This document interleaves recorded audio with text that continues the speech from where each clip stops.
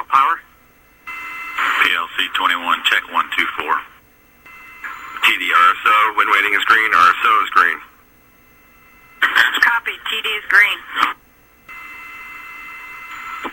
T-minus 7 minutes and counting. We are go for launch. This is Rev Michelle Hopkins. Space.com reported that NASA launched 2 small rockets from Virginia's eastern shore on the 4th of July. 1, 0, plus 1, 2, 3, 4, 5, 6, 7, 8, 9, 10, 11, 12, 13, 14, 15. Here they are taking off from NASA's Wallops Flight Facility.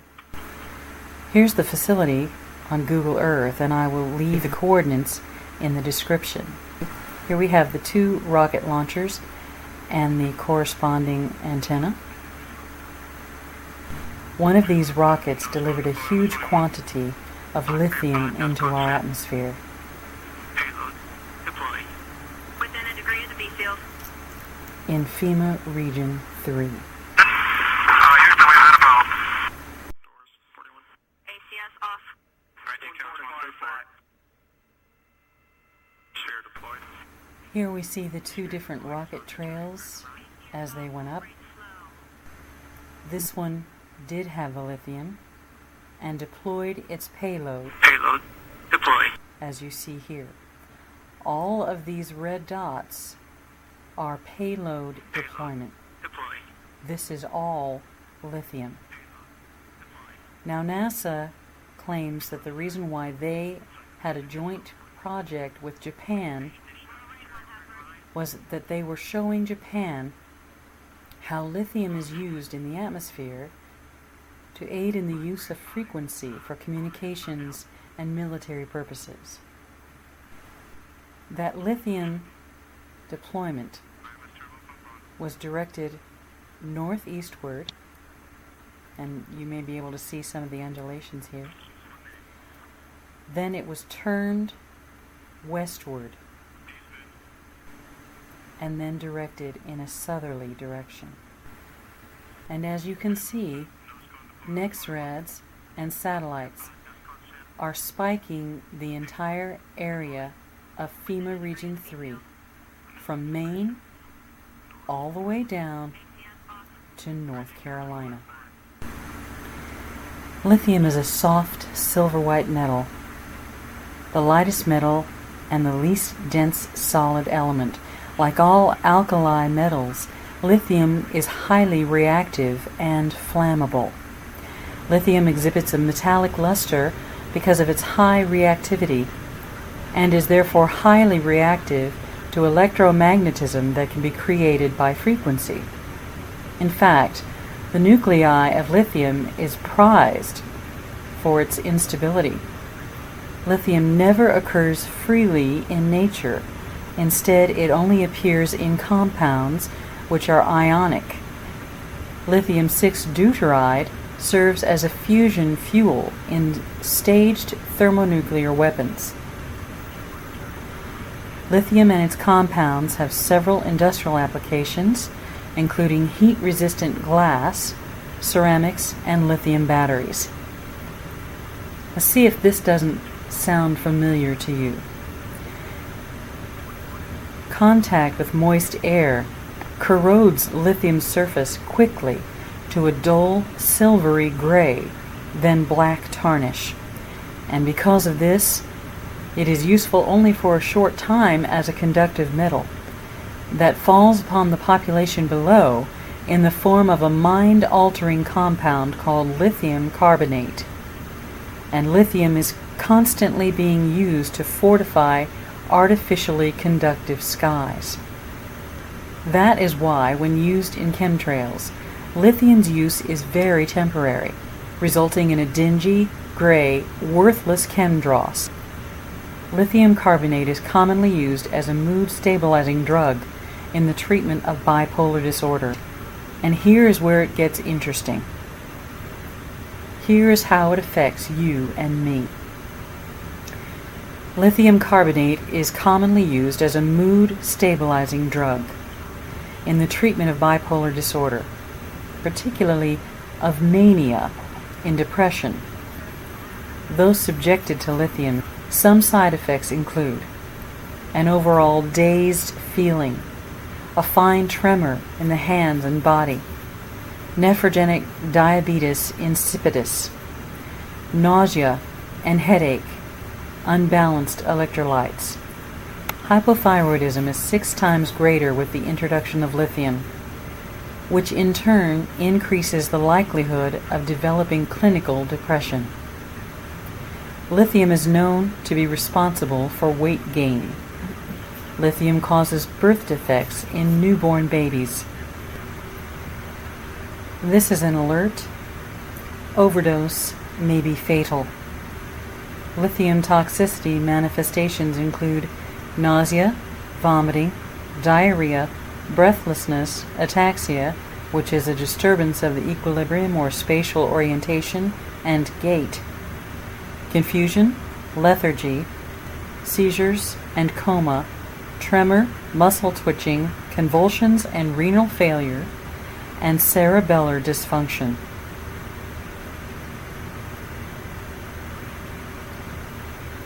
This is an additional alert. Lithium is corrosive, and it requires special handling to avoid skin contact. And these people are releasing it into our atmosphere over us. Breathing lithium dust or lithium compounds, which are often alkaline, initially irritate the nose and throat. Well, I know you've been feeling that. While higher exposure can cause a buildup of fluid in the lungs, which is happening to me, leading to pulmonary edema. The metal itself is a handling hazard because of the caustic hydroxide produced when it comes into contact with moisture. Caustic because as a corrosive substance, lithium will destroy and damage other substances with which it comes into contact, most especially living tissue. 4, 3, 2, 1, 0, plus 1, 2, 3, 15. And the jury approved the wrong on the signal of the Black Bear 5 payload, which means it has impacted into the Atlantic Ocean. Payload deployed. Within a degree of the B field. Nose separation. Doors 41. ACS off. Right, take count 134. Oh, that's TM3. Looks like we lost modulation on TM1. Sphere deployed.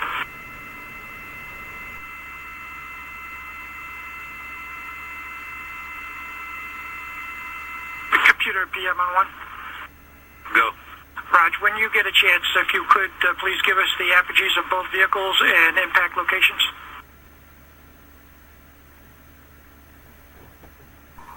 Motorists in Alabama's St. Clair and Bibb counties were required to go through nighttime checkpoints at several locations on May 31st and June 1st, where police officers requested blood and DNA samples on what was called a voluntary basis.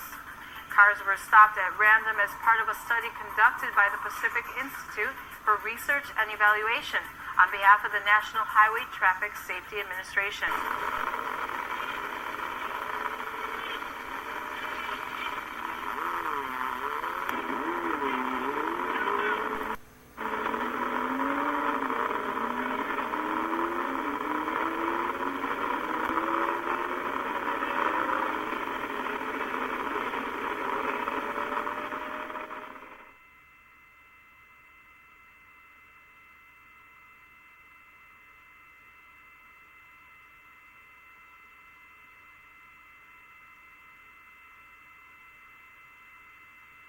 We've got good sine waves on the electric field.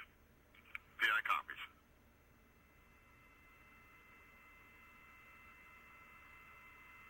Re-entry.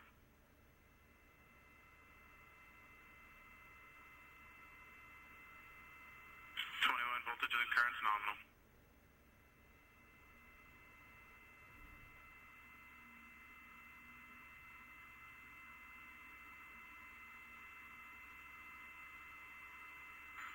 registered all 3 triggers. Motor has burned out. Checked it. IMS turbo pump on.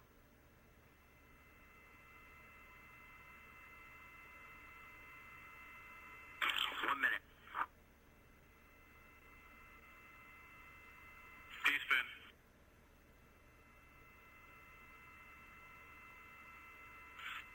Payload set. Nose cone deploy on the 21. Black Bear 5, nose cone set. Payload deployed. Within a degree of the B field. Nose cone separation. Doors. This is Rev. Michelle Hopkins. Thank you for watching, and God bless you. Deployed. Fast booms deployed.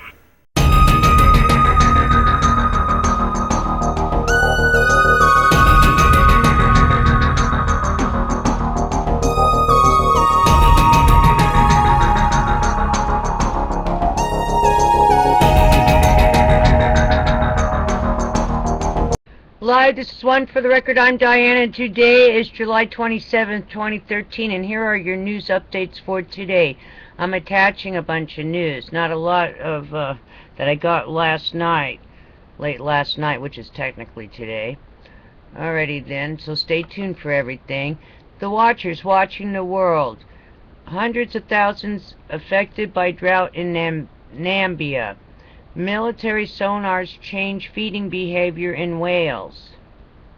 Living with Fire, the Southern California Wildfire Risk Project. Tropical Storm Flossie heading towards Hawaii. Tropical Storm Dorian weakens while rapidly moving westward. There has been a magnitude 6.2 earthquake struck near Bristol Island, South Sandwich Islands. Okay, there's that one. Nothing new on the Extinction Protocol 2012 and beyond. Let me check real quick the breaking news and see if there's anything else going on.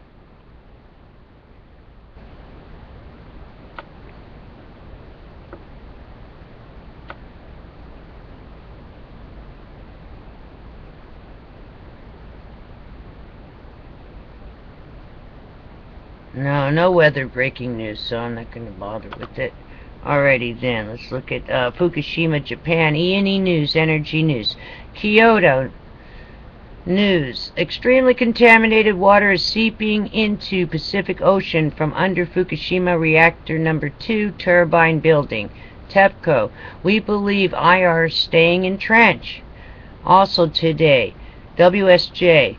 Extreme contamination found at Fukushima plant. Cesium over 2 billion becquerel per liter, millions of times above limit. TEPCO trying to stop it leaking into ocean, probably from melted reactor core.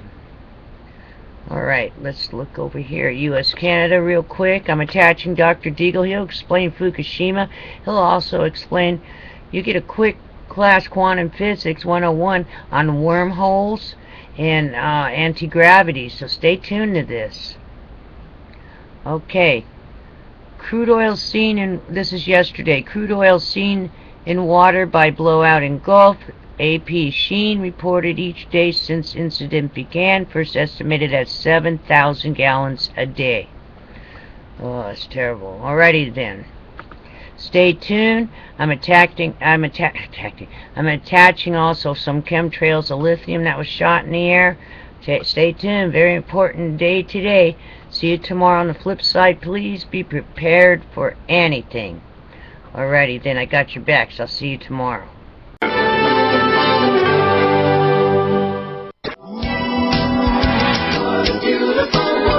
Off of Brazil about 6-7 years ago, but they're way behind us.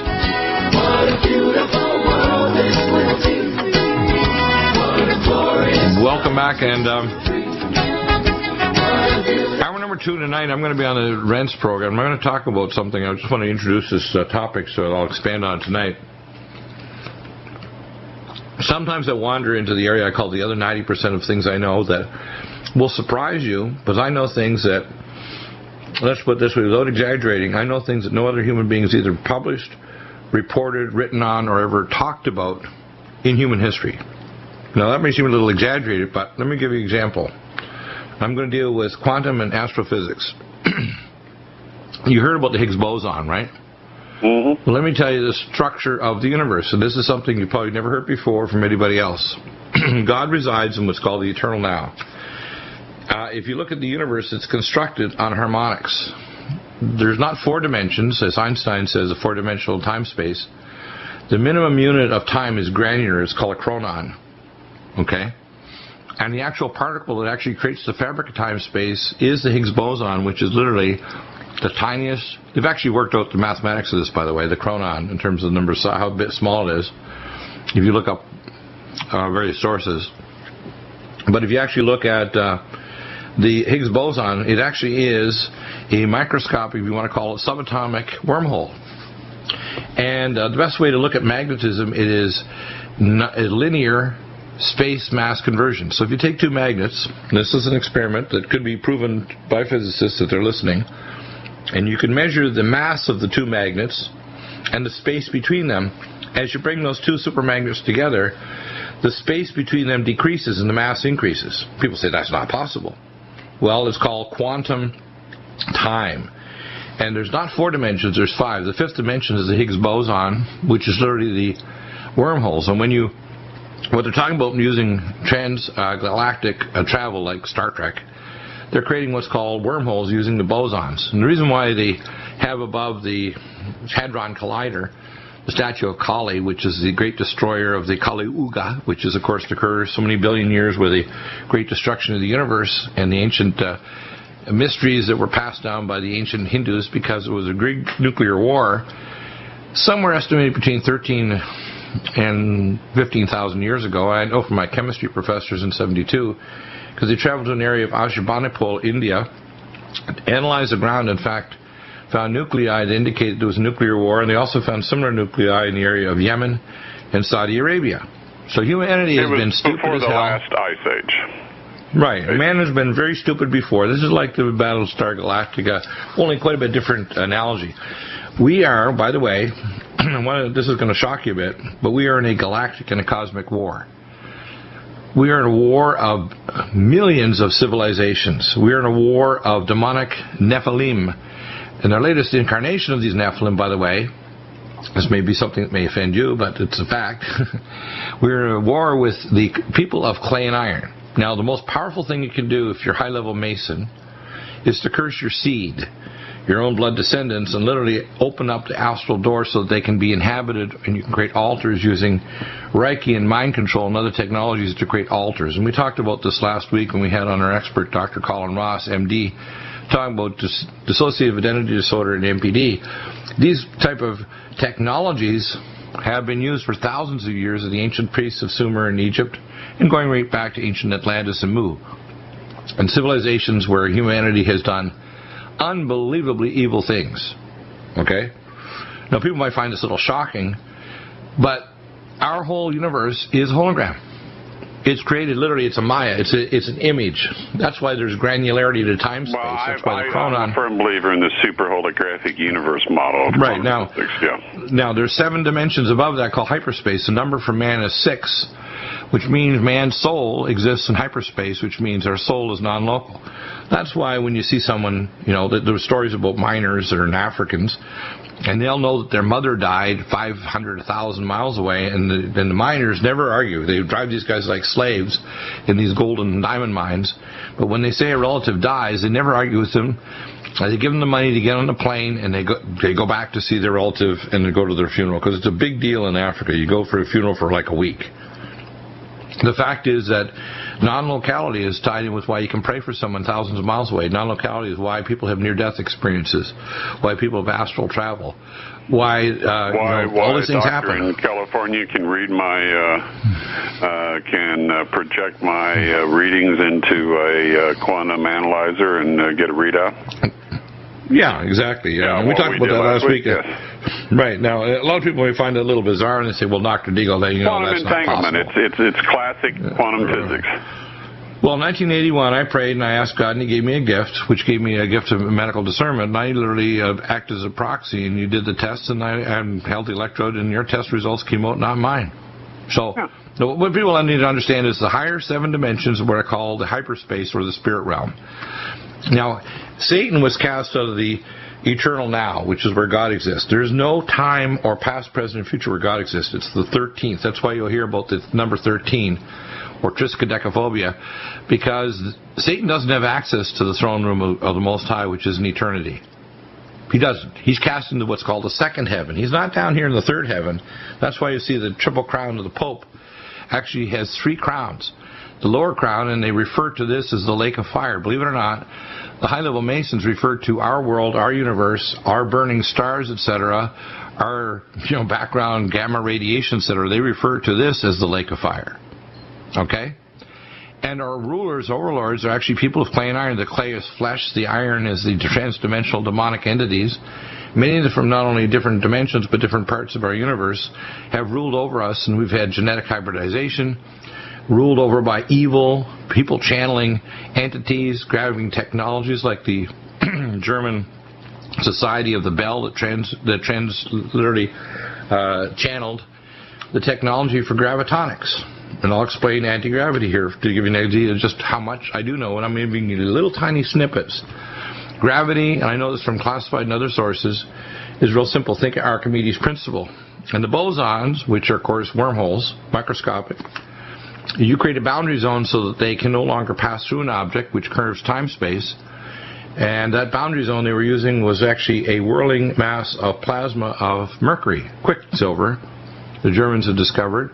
So they could create anti-gravity. There's other technologies using superconductor materials.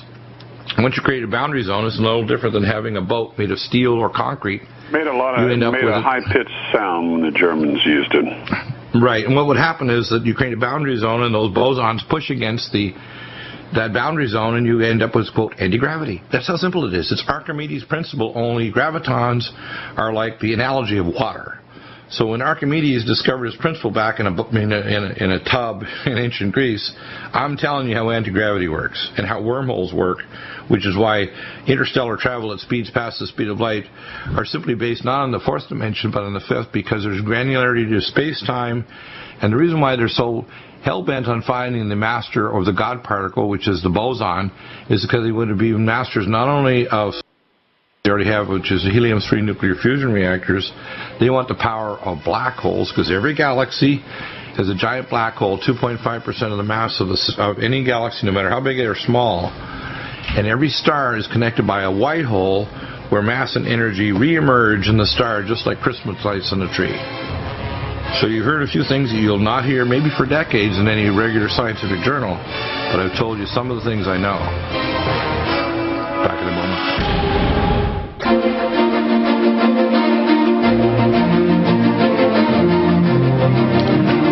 Tim? Yeah. Your turn. I want you to kind of quote this. Basically, they're throwing their hands up in the air, and that was what I feared a long time ago. I can tell you what they do to stop it. What they need to do is they need to take a nanoparticle boron and boronated water and turn it into a crystalline structure, and they need to remove the solid waste and turn it into a solid waste, put it in double-hulled ships, and put it at the bottom of a tin mine. But can they Nothing's do being that done anymore because it's gone so deep under it's in the ground now? Doesn't matter how deep it is. They could tunnel underneath it down a half a mile if they needed to. The problem is now what's going on is hydroventing, which means we now have radiation detectors. You can go on YouTube and see them in northern Tokyo, which is like 100-some kilometers away. Yeah. This is venting into the tube trains 100 kilometers away plus in northern Tokyo, outskirts of Tokyo, which means it's going through crocs and racks 100 miles. We don't know how far out in the ocean. And so, it's like the old idea, what you don't see can't hurt you. They're not telling us anything, and now what America's done, the EPA, they've raised the standard for radioisotopes. In some cases, the isotope levels for we call safe levels have been raised 120,000 times.